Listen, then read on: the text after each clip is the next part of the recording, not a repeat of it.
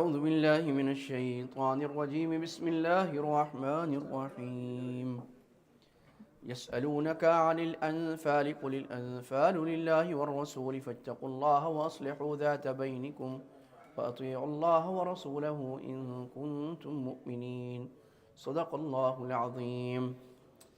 آج سورہ انفال اور سورہ توبہ کی تلاوت کی گئی، یعنی 9ویں پارے کا آخری ربع اور 10واں پارہ پورا ہو گیا ہے۔ سورہ انفال اور سورہ توبہ میں قرآن میں جو مضمون بیان ہوا ہے یہ دیگر صورتوں میں نہیں ہوا اس طرح، لہٰذا بہت امتیازی صورتیں ہیں، بھی بڑی لمبی صورتیں ہیں، اس میں لمبے مضامین ہیں۔ شروع کرتے ہیں۔ انفال کا مطلب ہے غنیمت، نفل، جو اضافی ملے، تو یہاں مراد وہ جو اضافی نصرت کے طور پر مال ملتا ہے، مال غنیمت، اس کی بھی وہ بھی مراد ہے، اور بھی انفال مراد ہے، صدقات وغیرہ بھی آگے آ رہے ہیں۔ پس منظر کچھ یوں ہیں کہ غزوہ بدر جب ہوا، آپ کو معلوم ہے کہ مسلمان بالکل بے سر و سامان تھے، ان کے پاس نہ زیادہ تلواریں تھیں نہ گھوڑے تھے، 10 ایک تھے اور کچھ تلواریں تھیں، اور ادھر جو دشمن تھا جو مدینہ کو تباہ کرنے پہ تلا ہوا تھا، اور بغیر کسی مسلمانوں کی طرف سے کسی اشتعال آمیزی کے without any cause they wanted to destroy them، ٹھیک ہے؟ تو مسلمان نکلے، اور دنیا کے اسباب کے درجے میں لگ نہیں سکتا کہ 313 کے لوگ جن کے پاس کچھ بھی نہیں ہے وہ 1000 کی پراپر آرمرڈ آرمی سے کو ہرا دیں گے، اور یہ 1-2-3 گھنٹے میں ہرا دیا، اور اللہ نے فرشتے نازل کی، نصرت ہوئی، سارا ہوا۔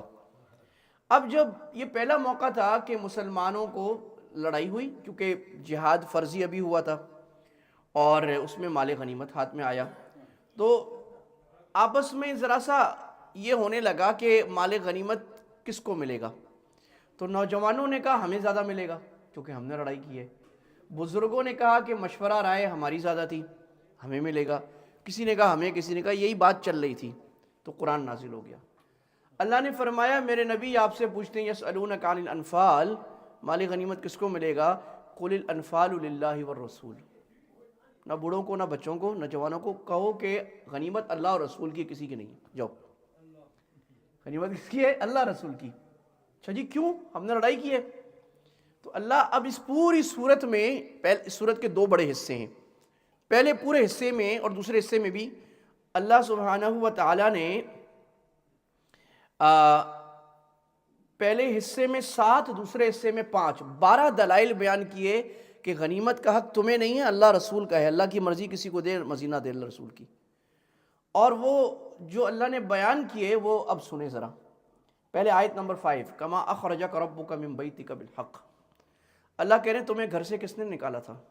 تم تو وہ ابو سفیان کے لشکر کے پیچھے جانا چاہ رہے تھے نا، تم تو کہتے ہیں ہم فوج سے نہیں لڑتے، ہمارے پاس کچھ ہے نہیں، اللہ نے نکالا، تو غنیمت کا حق تمہیں، اللہ کو ہے، اللہ کو۔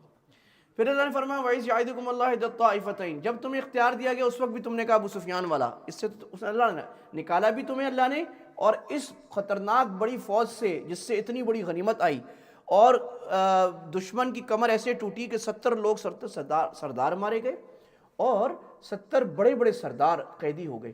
جب بعد میں ہوا نا تو 1-2 صحابہ نے کہا کہ یہاں تو بس ہم نے عام سے 70 آدمی مار دیے اور 70 قید ہو گئے، تو آپ نے فرمایا کہ ایسے نہیں کہو، انہم سادہ، یہ سردار مارے گئے، دشمن کی کمر ٹوٹی گئی، لہٰذا یہ عام بات۔ استستغیثون ربکم، مسلمانوں کے کلیجہ منہ کو آیا ہوا تھا، اتنا 10 اسباب میں جیت نہیں سکتے، اتنا بڑا لشکر آ گیا، نہتے لوگ ہیں، تو مسلمانوں نے دعا کرنا شروع کی، اللہ کے نبی نے بھی دعا کرنا شروع کی، تو اللہ نے دعا قبول کی، تو اللہ کہتے ہیں دعا میں نے قبول کر کے میں نے فتح دی، تم نے لیے فتح لڑکے۔ تو اللہ نظر کس سے ہٹا رہے ہیں بھائی؟ اسباب سے، اسباب سے نظر ہٹا کے پوری صورت میں اللہ کی طرف، جو بھی دین کا کام ہے اس میں جو فتح نصرت آئے گی، کسی اور اچھے کام میں بھی اللہ کہہ رہے ہیں اپنے اوپر نظر نہ رکھو، اللہ پہ رکھو، تمہیں کچھ ملنے کا استحقاق ہے ہی نہیں، جو مل رہا ہے وہ سارا اللہ کے فضل سے مل رہا ہے۔ وجہ نمبر 4، جب وہ سخت، اب ایک تو دشمن خطرناک اور سخت ڈر کہ ابھی سارے مارے جائیں گے، کیا ہوگا، اللہ کے نبی صلی اللہ علیہ وسلم کی حالت عجیب، آپ رو رہے ہیں، آپ کہہ رہے ہیں اللہ اگر ان کو آپ نے مروا دیا تو آپ کے بعد آپ کا نام لینے والا اس کے بعد کوئی نہیں رہے گا، کیونکہ میں آخری نبی ہوں، اگر میں اور میرے ساتھی شہید ہو گئے ہم تو شہید ہو جائیں گے، آپ کا نام ختم ہو جائے گا دنیا سے، ان شئت لم تعبد۔ اور ابو بکر رضی اللہ عنہ تسلیاں دے رہے ہیں اللہ کے نبی، نہیں اللہ مدد کریں گے، ایسی حالت۔ تو اللہ تو تھوڑی دیر کے لیے نا ان کو اونگ آئی، اور اونگ ایسی ہے کہ بس جو تلوار ہاتھ میں تھی وہ چھوٹ گئی اور پھر دوبارہ اٹھا لی، اس کو سکینہ کہتے ہیں۔ تو اللہ کہہ رہے ہیں جو تمہیں اونگ دی تھی اور سکینہ دی تھی یہ تم نے خود لی تھی، میں نے دی تھی، تو غنیمت کا حق کس کو ہے؟ تم نے فتح کیے، میں نے کیے۔ نمبر 5، اذ یوحی ربک الی الملائکہ انی معکم۔ بدر میں فرشتے 2 وجہ سے داخل ہوئے، ایک نازل ہوئے مومنوں کے دلوں کو مضبوط کرنے کے لیے اور دشمنوں کے دلوں پر خوف پیدا کرنے کے لیے۔ تو اللہ فرماتے ہیں فرشتے جو تمہارے دلوں کو مضبوط کر رہے تھے یہ میں نے نازل کیے تھے، تم نے کیے تھے۔ غنیمت کا حق کس کو ہے؟ اللہ کو۔ وما رمیت اذ رمیت ولکن اللہ رما۔ اللہ تعالیٰ نے کہا کہ تم پھینکو مٹی لے کر، پتھر پھینک کر، کچھ بھی چیز وہ بن جائے گا اور ان کی آنکھوں میں چلے گا، ایک ایک کو جا کے لگے گا۔ تو اللہ کہہ رہے ہیں کہ یہ تم نے مارا یا میں نے مارا؟ تم نے تو پھینکا صرف۔ اور آپ آیت دیکھیں، وما رمیتا، تم نے نہیں تیر مارا، اذ رمیتا، جب تم نے تیر مارا۔ سمجھ رہے ہیں؟ یعنی بظاہر سب دنیا کہے گی تم نے ہی مارا، لیکن حقیقت میں تم نے مارا نہیں۔ تو ہم کیا کہتے ہیں کہ بھائی شکلیں انسان کے ہاتھ میں ہیں، شکلوں میں کچھ نہیں رکھا، اصل اللہ کے امر میں رکھا ہے۔ انسان عمل کرے گا کیونکہ سنت ہے، عمل کرنا ضروری ہے، گھر میں بیٹھنا جائز نہیں ہے، دین کا بھی دنیا کا لیکن اس میں یقین رکھنا جائز نہیں۔ یہ عقیدہ بہت مشکل سے دلوں میں آتا ہے، 10-20 سال رگڑے لگ کے بھی نہیں آتا یقین بننا۔ وَإِذْ يَمْكُرُ بِكَ الَّذِينَ كَفَرُوا لِيُثْبِتُوكَ، وہ سازشیں کر رہے تھے، ان سازشوں کو ختم کس نے کیا؟ اللہ نے۔ غنیمت کا کس کو ہے؟ اللہ کو۔ تو اسباب میں کچھ نہیں ہے تمہارے۔ اس کے بعد اللہ تعالیٰ نے قوانین جنگ بیان کیے ہیں۔ قوانین جنگ سے پہلے میں ایک ڈسکلیمر دوں گا، ایک بات تو یہ کہ جو قرآن حدیث میں جنگ کی بات آتی ہے اس سے مراد یہ کبھی بھی نہیں ہوتی، کوئی بھی امت کا فقیر کا قائل نہیں ہے کہ ہر آدمی لڑنے لگ جائے، کیونکہ اسلام ایک کمپلیٹ دین ہے جو دنیا میں کسی اور ریلیجن کے پاس نہیں ہے۔ تو اسلام نے احکام بیان کیے ہیں ہر اس ضرورت کے جو انسان کو آ سکتی ہے۔ انسان کو نماز بھی پڑھنی ہے، سونا بھی ہے، اٹھنا بھی ہے، کاروبار بھی کرنا ہے، شادی بھی کرنی ہے، جھگڑے بھی ہوتے ہیں، لڑائی بھی ہوتی ہے، بزنس ٹرانزیکشنز بھی ہوتی ہیں، ساری چیزیں اللہ نے قرآن میں بیان۔ کوئی ایسی بات نہیں ہے جس کا حکم قرآن حدیث میں شریعت میں نہ ہو۔ جو بھی انسان چاند پہ پہنچ جائے اس کے احکام بتائے گا قرآن شریعت۔ تو اب انسانوں، اچھا یہ بھی انفرادی بھی بتائے، اجتماعی بھی بتائے، سٹی پلاننگ کیسے کرنی ہے، جسٹس کیسے کرنا ہے، ایک دوسرے کا معاشرہ کیسا خوبصورت بنانا ہے، لاز کیسے بنانے، سارا بتایا گیا۔ اب ظاہر ہے کوئی بھی دنیا میں اسٹیٹ ہو، اسلامک نان اسلامک، ان کو ڈیفنس کی ضرورت ہوتی ہے۔ تو اللہ تعالیٰ نے چونکہ سارا کچھ بتانا تھا تو ڈیفنسو سسٹم بھی بتایا کہ آپ نے اپنے آپ کو ڈیفینڈ کیسے کرنا ہے، اور اگر کوئی ایگریشن کرے تو اس کا جواب کیسے دینا ہے۔ ایک بات یہ وجہ ہے، اس کا مطلب یہ نہیں کہ ہر آدمی لڑنے لگ جائے۔ دوسری بات، قرآن کے خطاب بعض تو سب کو ہوتے ہیں، بعض کسی خاص لوگوں کو۔ مثال کے طور پہ قرآن جب یہ کہتا ہے کہ سزا نافذ کرو تو اس سے مراد عام آدمی نہیں ہوتا۔ عام آدمی پوری امت کے نزدیک، کسی کے نزدیک سزا نافذ کرنا جائز نہیں ہے، بلکہ وہ مراد کون ہوتا ہے؟ قاضی، دا جج، the judiciary, the executive, the government. تو قرآن کا ایک بڑا حصہ صرف گورنمنٹ کو کہتا ہے، اگر گورنمنٹ نہیں کر رہی we don't have to do it, وہ گناہ گار جو بھی ہے۔ تو یہ جو فائٹنگ ہے ظاہر ہے پوری دنیا میں گورنمنٹس کرتی ہیں، پبلک نہیں کرتی۔ تو اللہ ان کو بتا رہے اگر تم نے کرنی ہے تو کیسے کرو۔ دو باتیں ہوگی۔ تیسرا ڈسکلیمر، قرآن نے رولز اس لیے بتائے کہ دنیا میں جب کسی چیز کے رولز نہیں ہوتے تو لوگ وائلیٹ کرتے ہیں۔ تو آج بھی انٹرنیشنل لاء میرا ایک ٹاپک ہے اور اس پر جنیوا کنونشنز دنیا نے ابھی بنائی ہیں کہ ایتھکس آف وار۔ قرآن اور حدیث میں اب یہ ثابت ہوا ہے، جنیوا کنونشن نے باقاعدہ اس کو ڈالا ہے اپنے، آج سے 1200 سال پہلے امام محمد کی سیر کبیر وغیرہ جو لکھی گئی، کہ the best ethics of war, اور جس میں ہیومن رائٹس کا سب سے زیادہ خیال کیا جاتا ہے وہ 1200-1300 سال پہلے ہی اسلام کی کتابوں میں لکھا ہوا ہے کہ بھئی کیسے کرنی ہے، بچوں کا خیال کرنا ہے، بوڑھوں کا، عورتوں کا، نہ لڑنے والے کو کچھ نہیں کہنا، سویلین انفراسٹرکچر کو نہیں کرنا، سویلینز کو نہیں مارنا، کوئی آدمی سرنڈر کرے فوراً رک جانا ہے، کوئی کلمہ پڑھے فوراً رک جانا ہے، کوئی سرنڈر کر دے اس کو اس کے گھر پہنچا کے آنا ہے، اچھا بھائی ٹھیک ہے، کون کرتا ہے؟ اور یہ کیا ہے گولڈن ایجز میں۔ تو یہ پانچویں بات یہ ہے کہ مسلمان جہاں بھی رہتا ہے ہی is bound by the law. تو اگر آپ یو کے میں ہیں، we are bound by the law, we respect the law. یہ this is just a historical context, ہم بتا رہے اکیڈمکلی ہسٹری میں کیا ہوا تھا، اس زمانے کے حالات کیا تھے، اس زمانے میں اسٹیٹس نہیں تھیں، اس زمانے میں لڑائیاں ہوتی تھیں، تو کیا اس وقت بتایا گیا۔ آج کیا ہوگا یہ میں نے خلاصہ کر دیا کہ it doesn't concern us about that, it concerns the defensive system of responsible governments. اور یہ ایسی چیزیں ہیں جو ناٹ جسٹ مسلمس، یہ جو نان مسلمز ہیں وہ بھی فائدہ اٹھا رہے ہیں۔ میں نے جنیوا کنونشنز کا بتایا اس میں، تو یہ ایک رولز اللہ نے بتائے۔ مثال کے طور پر پہلا رول اللہ نے بتایا کہ اذا لقیتم فئۃ فاثبتوا، جب تم لڑائی کے لیے ملو تو ثابت قدم رہو، اسٹینڈ یور گراؤنڈ۔ اب اس میں کوئی غلط بات ہے؟ ہر آرمی یہ کہتی ہے، موٹیویٹ کرتی ہے، انکریج کرتی ہے، اسٹینڈ یور گراؤنڈ۔ کوئی بھی کام کر رہے ہو آپ جس میں مقابلہ ہے، you have to stand for, مضبوط رہو بھائی، دل مضبوط رکھو۔ اور بڑے کا کام ہے سب کو جوڑ کے رکھنا، سب کو ہمت نہ ہارنے دینا، ہمت نہیں ہارنی۔ نمبر 2، اطیعوا اللہ و رسولہ، اللہ رسول کی اطاعت کرو، اجتماعی عمل میں اللہ رسول کی اطاعت کرو۔ اور آگے فرمایا وَأُولِي الْأَمْرِ مِنْكُمْ، اپنے حکمرانوں کی، اپنے امیر کی اطاعت کرو، نہیں کرو گے نقصان ہوگا۔ نمبر 3، لا تخونوا اللہ والرسول تخونوا اماناتکم، یہ جو پبلک پراپرٹی ہے یہ تمہارے ہاتھ میں امانت ہے۔ کسی بھی ملک میں آپ دنیا میں ہیں، پبلک پراپرٹی، اجتماعی مال کسی تنظیم کا، مسجد کا، ادارے کا، you are in a public place, وہ آپ کے ہاتھ میں کیا ہے؟ امانت۔ اس کے اندر خیانت کرنا، اس کو خراب کرنا، یہ انڈیویجول پراپرٹی کو خراب کرنے سے زیادہ بڑا گناہ ہے۔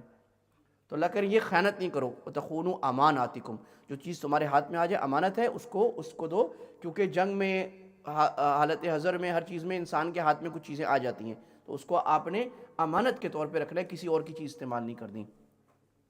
چوتھی بات، ہماری فتح کا مدار اللہ کے ڈر پہ ہوتا ہے، لہٰذا ان تتقوا اللہ یجعل لکم فرقانا، اصل چیز تقوی ہے۔ اللہ کے ڈر کو پکڑ رکھو گے، اللہ تعالیٰ تمہیں ہر جگہ فتح دے گا۔ فرقان کا معنی ہے حق اور باطل کو صاف صاف الگ کر کے دکھا دے گا۔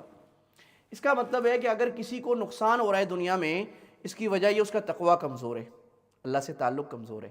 اسباب تو بعد میں آئیں گے، نفی نہیں ہے اس کی، لیکن اسباب کی نفی نہیں ہے، اسباب کے کرنے کی نفی ہے۔ یہ بڑی باریک بات ہے، بعض حضرات کو سمجھتے نہیں ہیں، وہ اسباب کی نفی کرنے لگ جاتے ہیں۔ اسباب کی نفی جائز نہیں ہے، اسباب اختیار کرنا واجب ہوتا ہے، بعض دفعہ سنت، اسباب کے کرنے کی نفی ہے۔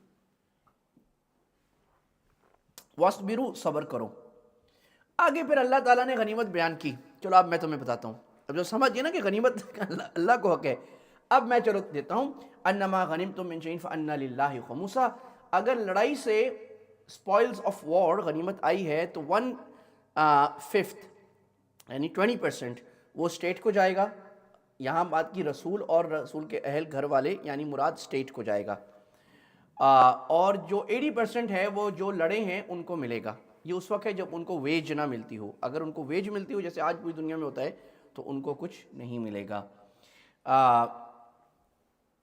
تو اللہ نے بتایا کہ یہ جو خمس آئے گا 1/5، یہ اسٹیٹ اپنے ٹریجری میں رکھے گی، کس کے لیے؟ رسول کے لیے، رسول کے رشتہ داروں کے لیے، یتیموں کے لیے، مسکینوں کے لیے، مسافروں کے لیے، یعنی غریبوں پر۔ وہ یہ that's kind of a welfare system, کہ صرف زکوٰۃ نہیں، زکوٰۃ کے علاوہ یہ بھی جو چیزیں آ رہی ہیں یہ غریبوں پر اور مستحق لوگوں پر، ان کے انتظام بنانے پر، یتیم خانے، ہسپتال بنانے پر، سکولز بنانے پر، برجز بنانے پر، ان سب چیزوں پر، روڈز پر، انفراسٹرکچر پہ خرچ ہوگا۔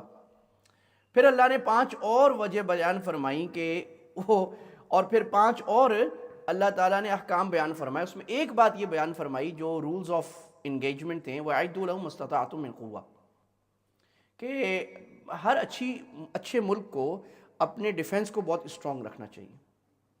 It doesn't mean you have to do aggression, no, never۔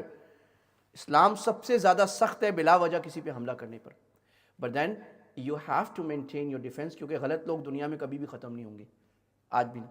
تو then you have to maintain your defense من قوة ومن رباط الخیر۔ but اللہ says وَإِن جَنَحُوا لِلسَّلْمِ، اگر کوئی آدمی ایگریشن کر رہا تھا اور وہ صلح کے لیے تھوڑا سا مائل بھی ہو جائے، فوراً صلح کر لو۔ تو اشکال ہوگا اللہ اگر ہم صلح کر لیں اور یہ دھوکہ دے بعد میں، پھر کیا ہوگا؟ اللہ کا وَتَوَكُّلْ عَلَى اللَّهِ، صلح کر لو، پھر اللہ پہ توکل کرو، اللہ خیر کرے گا۔ یعنی صلح کی اتنی زیادہ تاکید کی گئی ہے کیونکہ دنیا میں ڈیفالٹ اسلام کا نظریہ یہ ہے کہ پیس ہونا چاہیے۔ مسلمان آیا ہے کس کے لیے؟ پیس کے لیے۔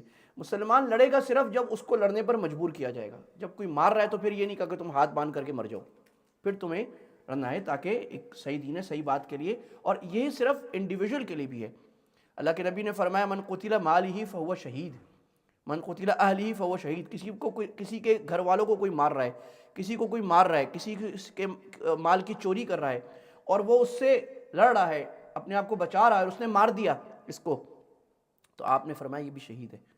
تو یہ نہیں کہا کہ دیندار ہونے کا مطلب یہ نہیں کہ بے وقوف اور بدھو ہو جاؤ، بھائی جو دنیا کے طریقے اپنے آپ کو ڈیفینس کرو۔ اسی طرح قیدیوں کے بڑے اچھے احکام آئے کہ قیدیوں کے ساتھ خیال کرنا ہے، دعوت دینی ہے، ان کو کھلانا پلانا ہے، یہ سارا یہ ہو گیا سورہ انفال۔ اب ہم آئے ہیں سورہ توبہ پر۔ سورہ توبہ اور سورہ انفال آپس میں ملے ہوئے ہیں، دونوں میں ایک ہی مضمون ہے کہ جب توحید کو سمجھ گئے اچھی طرح، اب جو لوگ توحید کے خلاف لڑتے ہیں، پچھلی ساری صورتوں میں توحید آئی تھی نا، توحید پر دلائل اشکال، اب ان لوگوں سے تم کیا کرو، پھر اپنے آپ کو ڈیفینڈ کرو اسٹرانگ۔ تو اچھا، یہ ایک سورت ہے پورے قرآن میں جس سے پہلے بسم اللہ نہیں ہے۔ ہر سورت کے ساتھ کیا نازل ہوئی ہے؟ بسم اللہ، اس سے پہلے بسم اللہ نہیں ہے۔ اس کی ایک وجہ مشہور ہے جو اتنی مضبوط نہیں ہے کہ اللہ کو غصہ تھا، لیکن یہ اصل وجہ نہیں ہے۔ اصل وجہ یہ ہے کہ سورہ انفال اور توبہ کا جو سبجیکٹ ہے وہ تقریباً ایک جیسا ہے، تو اس میں اشکال تھا کسی وجہ سے کہ یہ ایک سورت ہے یا دو صورتیں۔ تو علماء نے اس زمانے میں، صحابہ کے زمانے میں یہ طے ہوا کہ بھائی ایسا کرو، دونوں صورتوں کا نام الگ الگ کر دو، اور بسم اللہ کا ایک مقصد صورتوں میں ہوتا ہے دو صورتوں کے درمیان فرق کرنے کے لیے، ڈیوائڈر ڈالنے کے لیے، وہ نہ ڈالو، تو یہ اس لیے کہ ایک جیسے ہی تقریباً صورتیں ہیں۔ اب اس میں یہ ہوا تھا کہ جب فتح مکہ ہو گیا تو پھر اعلان کیا گیا کہ عرب اب اسلام کا سٹیڈل ہے، فورٹریس ہے، عرب میں نن مسلمز کو پرمننٹ رہنے کی اجازت نہیں ہے، جو ہیں 4 اشہر، 4 مہینے کی مہلت ہے، یا تو نکل جاؤ یہاں سے، ٹھیک ہے بھئی آپ کو پوری دنیا میں کوئی نہیں ہے، لیکن نمبر 2، یا پھر مسلمان ہو جاؤ یا پھر you have to face the consequences۔ اور اس میں پھر بعضوں کی مدت بڑھائی بھی کی، انہوں نے کہا یا رسول اللہ ہمیں اور مدت دیں، بعد میں کہا چلو اور لے لو، کوئی مسئلہ نہیں ہے۔ اور آپ نے بار بار فرمایا کہ فَإِن تَابُوا وَأَقَامُوا الصَّلَاةَ وَآتُوا الزَّكَاةَ فَخَلُّوا سَبِيلَهُمْ، اگر وہ توبہ کر لیں، نماز قائم کر لیں تو پھر ان کا راستہ چھوڑ دو۔ وَإِنْ أَحَدٌ مِّنَ الْمُشْرِكِينَ اسْتَجَارَكَ فَأَجِرْهُ، اگر مشرکین میں سے جنگ کے دوران کوئی کہے بھئی میں سرنڈر کرتا ہوں، تو آپ فوراً اس کو پناہ دے دو، پھر لڑنا جائز، مارنا جائز نہیں ہے۔ حتیٰ یسمع کلام اللہ، اور اس کو اللہ کی حکم بھی سنا دو، دیکھو قرآن کتنا میٹھا ہے۔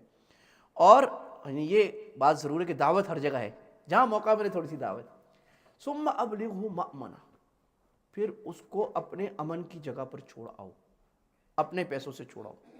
چنانچہ صلاح الدین رحمہ اللہ نے جب فلسطین کو لیا تو پہلے تو جب مسلمانوں سے لیا گیا تھا تو قتل عام کیا گیا تھا، ہزاروں مارے گئے تھے۔ جب انہوں نے لیا تو انہوں نے سب کو معاف کر دیا، سب کو، اور جو وہاں پر جیوز اور کرسچنز تھے سب کو معافی دی، سب کو بولا تم نے کہاں جانا ہے، کچھ نے کہا ہم نے یہاں رہنا ہے، کچھ نے کہا ہم نے اپنے ملک جانا ہے، فلاں اپنی لینڈز میں، اور نے اپنے فوجی ساتھ کیے، اپنا پیسہ دیا، ان کو چھوڑ کے آؤ امن سے۔ تو یہ وہ چیز ہے کہ جس پر پوری تاریخ میں عمل بھی ہوتا رہا ہے، دس از ناٹ سم تھنگ کہ تھیوری ہے ہمیں ابھی نظر آ رہی ہے، لیکن تاریخ میں اس پہ عمل ہوتا رہا ہے۔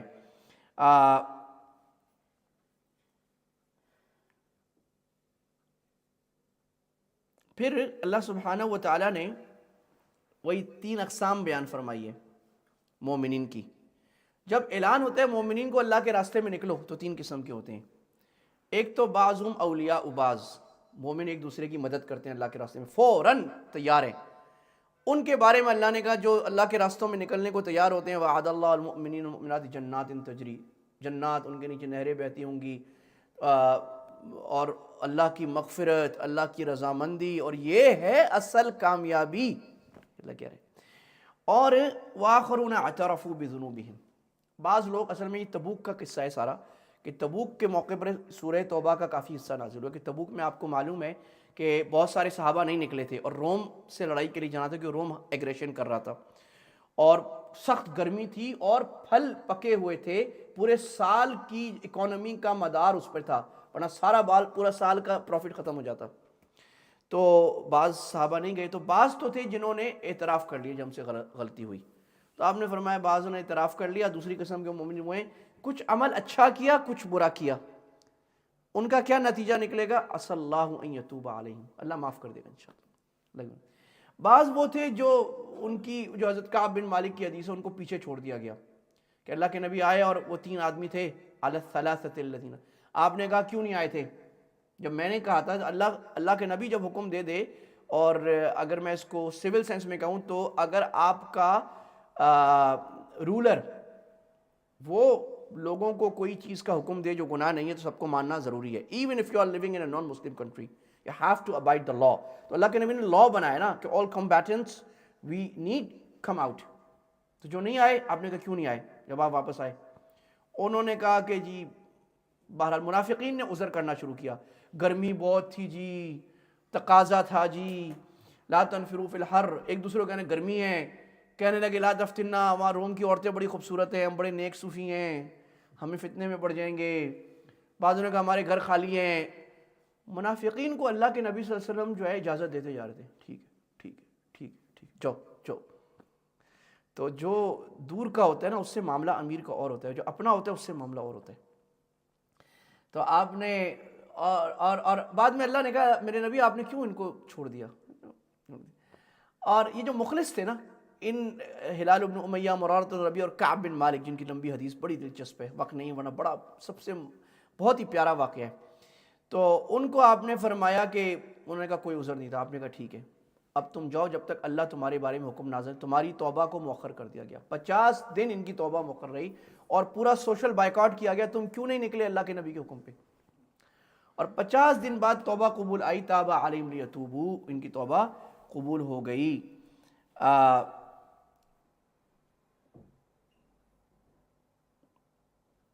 اسی طرح اللہ نے زکوٰۃ کے 8 مصارف بھی اس صورت میں بیان فرمائے.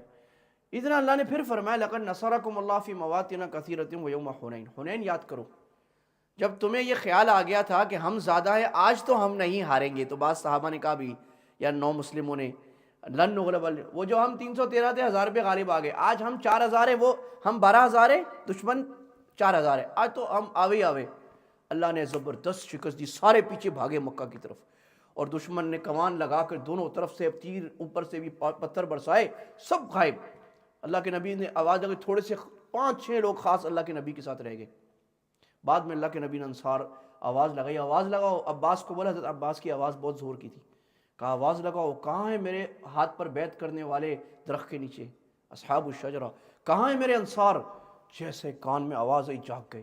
گھوڑے بھاگ رہے تھے، گھوڑوں سے اترے، چھوڑ دیا گھوڑوں کو، اور اپنی تلوار اٹھائی اور بھاگے اللہ کے نبی کی طرف. تو واپس جمع ہو گئے. لیکن اللہ کہہ رہے ہیں کہ دیکھو حنین میں تمہیں فتح کس نے دی تھی؟ وہی بات اللہ نے دی تھی نا. اور دیکھو عجب کتنی سخت بیماری ہے. جب یہ آ جائے کہ میں کروں گا، ہم کریں گے، یہ مسجد کرے گی، ہمارے بغیر نہیں ہوگا، بس وہ ختم ہے دن. کوئی بھی ساتھی جب یہ سمجھے گا کسی بھی دینی کام کا کہ میرے بغیر کیسے ہوگا، بس وہ گیا کام، وہ تو گیا کام، اللہ کا نہیں رکے گا. کچھ وقت کے لیے کچھ ہوگا، وہ نہیں رکے گا. تو یہ آنا بڑا غلط ہے. ایک اور اللہ نے یہ بتایا کہ یہ جو اہل کتاب تھے یہودی و نصرانی، انہوں نے کیا کیا تھا کہ بات تو ماننی تھی اللہ کی، اور جو علماء ہوتے ہیں وہ اللہ کا راستہ دکھانے والے ہوتے ہیں. انہوں نے اتخذوا احبارهم ورهبانهم اربابا من دون اللہ، آیت نمبر 31. انہوں نے اپنے علماء کو اور اپنے پیروں کو خدا بنا لیا تھا، اور مسیح ابن مریم، حضرت مسیح علیہ السلام کو کیا بنا لیا؟ خدا بنا لیا. حضرت سلمان فارسی پہلے عیسائی تھے، مسلمان ہو گئے، تو انہوں نے پوچھا یا رسول اللہ ہم خدا تو نہیں کہتے تھے اپنے پوپس کو، پریسٹ کو. آپ نے فرمایا کہ اگر وہ کسی نئی چیز کا حکم کرتے تم فرض سمجھتے تھے؟ جی، جو تمہاری کتاب میں نہیں ہے. کسی چیز کو حرام کرتے تم مان جاتے تھے؟ کہا مان جاتے تھے. کہا یہ تو خدا بنانا ہے. خدا بنانے کا مطلب ہے کہ الٹیمیٹ سوورین اتھارٹی آپ کس کو مان رہے ہو. تو اب آپ دیکھیں کہ جو ہر زمانے کا پوپ آتا ہے وہ کوئی نئی چیز لاتا ہے، پرانی شریعت کو منسوخ کر دیتا ہے. دس از ناٹ الاؤڈ ان اسلام. ہمارے یہاں پاپائیت نہیں ہے. علماء اپنی طرف سے ایک تنکا بھی نہیں بڑھا سکتے شریعت میں، جو ہے وہی ہے، ان کو وہی بتانا ضروری ہے. لقد جاءکم رسول من انفسکم، اللہ نے کہا اب دیکھو تمہارے پاس ایسا پیارا، سب سے بڑا احسان میرا تم پر یہ ہے، میں نے تمہارے اپنے اندر سے، تمہارے قبیلے سے، تمہارے انسانوں میں سے ایک ایسا رسول بھیجا. انفسکم، یا سب سے چنا ہوا، انفسکم یعنی سب سے قیمتی. عزیز علیہ ما عنتم، وہ نبی ایسا ہے کہ تمہیں جو چیز، تم پر جو چیز مشقت ہوتی ہے نبی کو بھاری لگتی ہے کہ میری امت پر مشقت کیوں ہو رہی ہے. حریص علیکم، وہ تمہاری ہدایت اور تمہارے جنت میں جانے کے لیے تم سے زیادہ حریص نبی کہ ہائے میری امت چلی جائے، رؤوف الرحیم، وہ نبی بہت مہربان ہے، بڑا رحمت والا ہے، پھر بھی نہیں مانتے۔ تو لہٰذا ان باتوں پر عمل کر کے دین کے کاموں کے لیے کمر کس لو، اور اعلیٰ مومنین میں ہو، غلطی ہو جائے توبہ کر لو تو اللہ توبہ قبول کر لے گا، جو اللہ کی دشمنی پہ اتر جائیں ان سے برات اختیار کر لو، اور ان سے پیچھے نہیں ہٹنا، ثابت قدم رہنا ہے۔ اللہ کے نبی صلی اللہ علیہ وسلم کو رہنما بنا کے علماء کی سرپرستی میں آپ دین کی طرف چلو، اور جماعت کو قائم رکھو، اپنے پر بھروسے کی بجائے اللہ کو بھروسہ کرو، تو انشاءاللہ فتح و کامرانی آج بھی آپ کے قدم چومے گی۔ یہ ہمارا سورہ انفال توبہ کا خلاصہ کچھ نہ کچھ پورا ہو گیا۔ انشاءاللہ کل زندگی رہی تو سورہ یونس اور باقی صورتوں کے خلاصے کے ساتھ حاضر ہوں گے۔ وآخر دعوان الحمدللہ رب العالمین۔